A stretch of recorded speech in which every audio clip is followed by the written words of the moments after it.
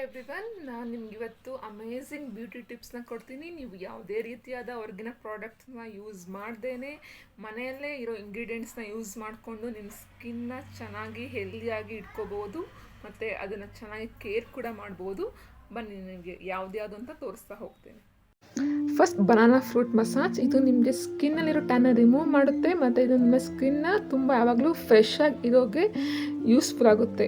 Next, ನೀವು daily 2 ice cube massage ಮಾಡೋದ್ರಿಂದ ನಿಮಗೆ ಸ್ಕಿನ್ಗೆ ರ್ಯಾಡಿಯಂಟ್ ಗ್ಲೋ ಸಿಗುತ್ತೆ ಮತ್ತು ನಿಮ್ಮ ಸ್ಕಿನ್ನಲ್ಲಿರುವಂಥ ಆ್ಯಕ್ನೆ ಮಾರ್ಕ್ಸ್ ಕೂಡ ಎಲ್ಲ ಪ್ರಿವೆಂಟ್ಸ್ ಆಗುತ್ತೆ. ನೆಕ್ಸ್ಟ್, ನಿಮಗೆ ಫೇಸಲ್ಲಿ ಬ್ಲ್ಯಾಕ್ ಹೆಡ್ಸ್ ಮತ್ತು ವೈಟ್ ಹೆಡ್ಸ್ ಇದ್ದರೆ ಅದನ್ನ ರಿಮೂವ್ ಮಾಡೋಕ್ಕೆ ನೀವು ಟೊಮ್ಯಾಟೊ ಪ್ಲಸ್ ಶುಗರ್ನ ಅಪ್ಲೈ ಮಾಡೋದ್ರಿಂದ ಆಸ್ ಅ ಸ್ಕ್ರಬ್ಬಾಗಿ ಅಪ್ಲೈ ಮಾಡೋದ್ರಿಂದ ಅದು ತುಂಬ ನಿಮಗೆ ಯೂಸ್ಫುಲ್ ಆಗುತ್ತೆ.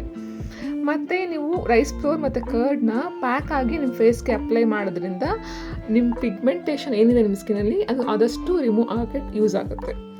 Thanks for watching and please do subscribe to my channel.